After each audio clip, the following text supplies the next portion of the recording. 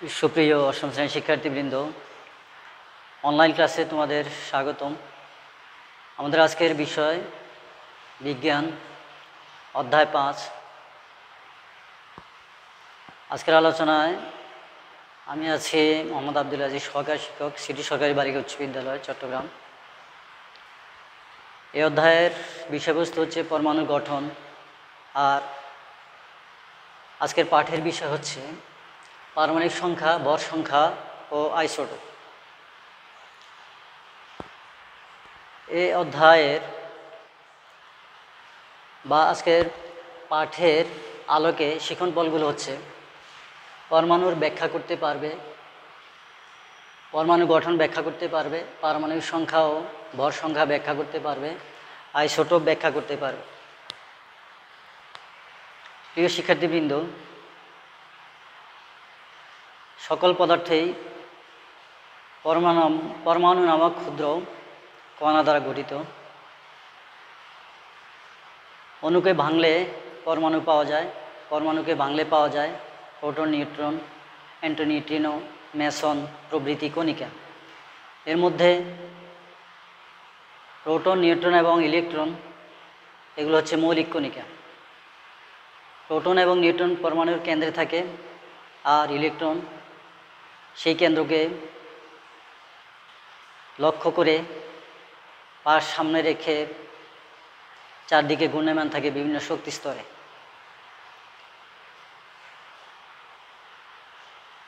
পরমাণুর এগুলো হচ্ছে মৌলিক কণিকা। প্রোটন হলো ধনাত্মক, ইলেকট্রন হলো ঋণাত্মক, আর নিউট্রন হলো নিরপেক্ষ বা নিউট্রাল। প্রত্যেক পদার্থের পরমাণুই আলাদা, যেমন হাইড্রোজেনের পরমাণু অক্সিজেনের পরমাণু থেকে সম্পূর্ণ আলাদা। আবার অক্সিজেনের পরমাণু নাইট্রোজেনের পরমাণু থেকে আলাদা।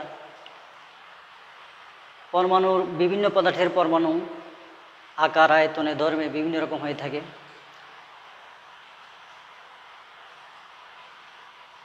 এবং পরমাণুর বৈশিষ্ট্যগুলো এই প্রোটনের সংখ্যার উপরে নির্ভর করে থাকে। প্রোটনের সংখ্যার উপর ভিত্তি করে পরমাণুর বৈশিষ্ট্য নির্ধারিত হয় এবং বৈশিষ্ট্য ভিন্ন ভিন্ন হয়। প্রোটনের সংখ্যাকে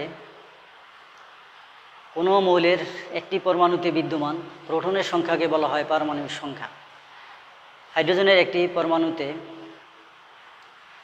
একটি প্রোটন রয়েছে, তাই এটির পারমাণবিক সংখ্যা হলো 1। আবার অক্সিজেনের একটি পরমাণুতে 8টি প্রোটন রয়েছে, তাই অক্সিজেনের পারমাণবিক সংখ্যা হলো 8। পরমাণুতে ইলেকট্রন এবং প্রোটন সমান সংখ্যায় অবস্থান করে, তাই হাইড্রোজেনের যেমন একটি প্রোটন রয়েছে তেমনি রয়েছে একটি ইলেকট্রন। আবার অক্সিজেনের যেমনি রয়েছে 8টি প্রোটন তেমনি রয়েছে 8টি ইলেকট্রন। পরমাণুর কেন্দ্রে প্রোটন এবং নিউট্রন থাকে, একে বলা হয় নিউক্লিয়াস। নিউক্লিয়াসে থাকে প্রোটন এবং নিউট্রন। নিউট্রনের সংখ্যাটা বা সংজ্ঞাটা এখনও কিন্তু উঠে আসেনি। সেটা বোঝার জন্যে পারমাণবিক সংখ্যা নামক একটি বিষয়, পারমাণবিক ভর সংখ্যা নামক একটি বিষয় জানা দরকার। পারমাণবিক ভর সংখ্যা হলো প্রোটন ও নিউট্রনের সমষ্টি।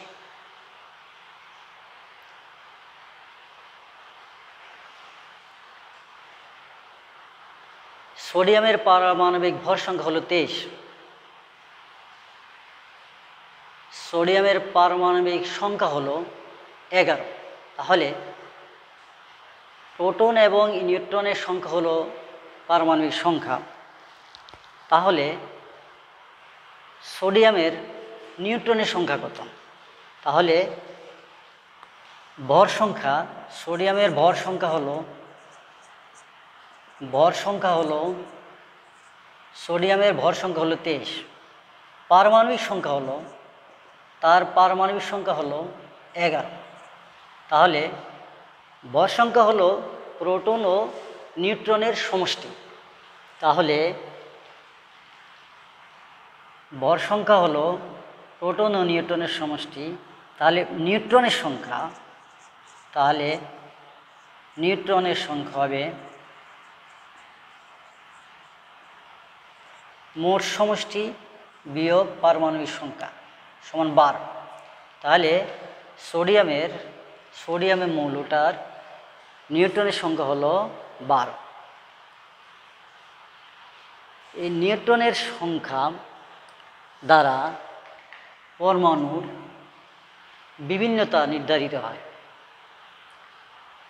হাইড্রোজেনের পারমাণবিক সংখ্যা 1, তাহলে সেখানে ইলেকট্রনের সংখ্যাও 1। তাহলে সেখানে কোনো নিউট্রন নাই, পারমাণবিক ভর সংখ্যাও 1, তাহলে সেখানে কোনো নিউট্রন নাই। আবার কার্বনের পারমাণবিক সংখ্যা 6, তার ভর সংখ্যা হলো 12। তাহলে কার্বনের প্রোটন, ইলেকট্রন, নিউট্রন সংখ্যা কত? কার্বনের পারমাণবিক সংখ্যা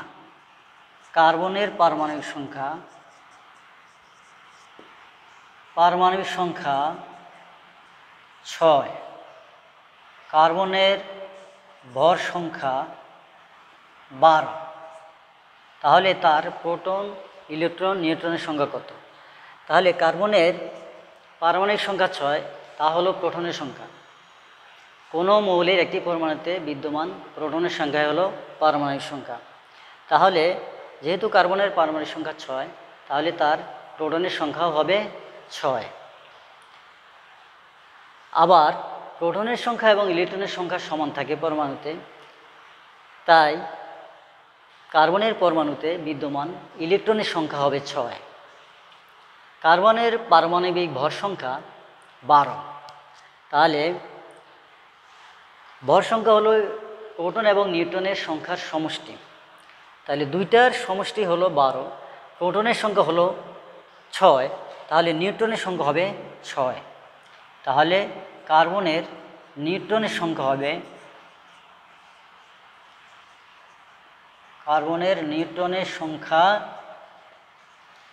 ভর সংখ্যা বিয়োগ পারমাণবিক সংখ্যা, তার মানে 6। দেখা যায় যে একই মৌলের বিভিন্ন ধরনের পরমাণু রয়েছে। একে তো বিভিন্ন পদার্থের পরমাণু বিভিন্ন রকমের, আবার একই মৌলের বিভিন্ন ধরনের পরমাণু রয়েছে। তার কারণ হলো নিউট্রনের ভিন্নতার কারণে। যেমন হাইড্রোজেনের 3 ধরনের পরমাণু রয়েছে। একটি পরমাণুতে নিউট্রনের সংখ্যা 0, আরেকটি পরমাণুতে নিউট্রনের সংখ্যা 1, আরেকটি পরমাণুতে নিউট্রনের সংখ্যা 2। একই মৌলের বিভিন্ন পারমাণবিক ভর বিশিষ্ট হলে সেই পরমাণুগুলোকে বলা হয় আইসোটোপ। একই মৌলের বিভিন্ন ভরের পরমাণুগুলোকে বলা হয় আইসোটোপ। হাইড্রোজেনের 3টি আইসোটোপ রয়েছে। একটির নাম হলো হাইড্রোজেন বা প্রোটিয়াম, আরেকটির নাম হলো ডিউটেরিয়াম, আরেকটির নাম হলো ট্রিটিয়াম। তাহলে হাইড্রোজেন বা প্রোটিয়াম, ডিউটেরিয়াম, ট্রিটিয়াম। প্রোটিয়ামের মধ্যে নিউট্রনের সংখ্যা 0 নাই। প্রোটিয়ামের মধ্যে নিউট্রনের সংখ্যা নাই। তাহলে এখানে আমরা একটা করলাম, এখানে আরেকটা করলাম, এখানে আরেকটা করলাম।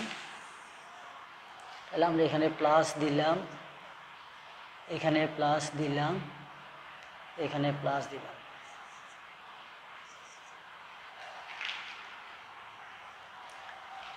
তাহলে এটা হলো তার প্রোটন। তাহলে এখানে প্রোটনের সমান ইলেকট্রন বিদ্যমান। প্রোটনের সমান ইলেকট্রন বিদ্যমান আছে। এগুলো হচ্ছে তার ইলেকট্রন।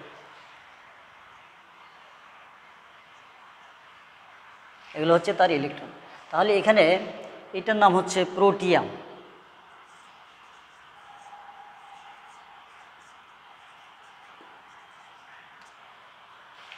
তাহলে এখানে নিউট্রন নাই, ইলেকট্রন একটা, প্রোটন একটা।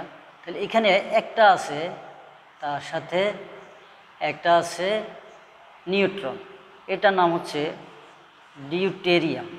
ডিউটেরিয়াম এখানে দুইটা আছে।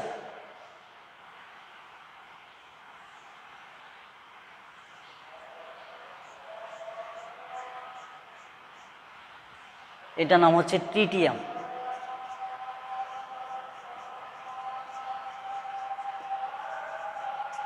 তাহলে একই মৌলের বিভিন্ন ভরের পরমাণু রয়েছে, এগুলা নাম হচ্ছে আইসোটোপ।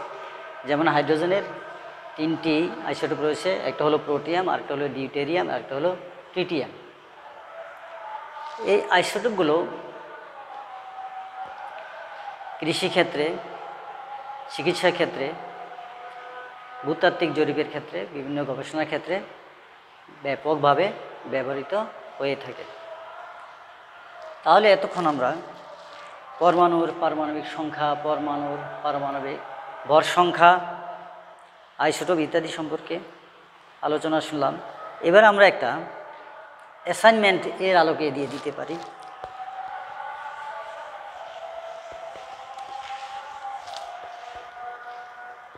আমরা একটা অ্যাসাইনমেন্ট দিয়ে দিচ্ছি,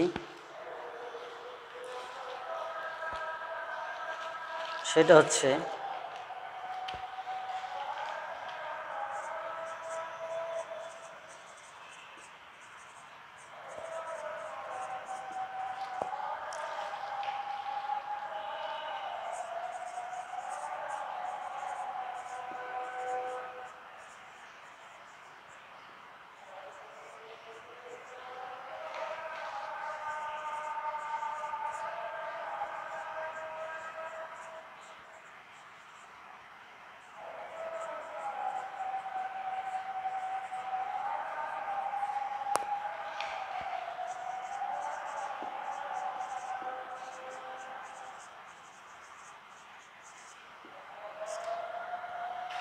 মৌলের পরমাণু আইসোটোপ আলাদা।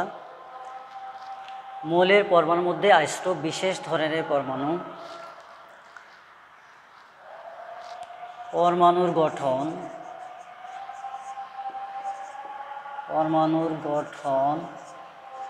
ও পারমাণবিক সংখ্যার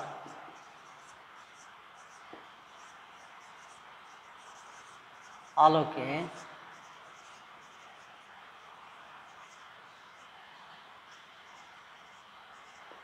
বিশ্লেষণ করো। তাহলে এখানে পারমাণবিক সংখ্যা, ভর সংখ্যা, পরমাণুর গঠন, বিভিন্ন কণিকা, এগুলো নিয়ে আলোচনা করে অ্যাসাইনমেন্টটা করতে হবে। সবাইকে অসংখ্য ধন্যবাদ। সবাই ভালো থেকো, সুস্থ থেকো। আল্লাহ হাফেজ।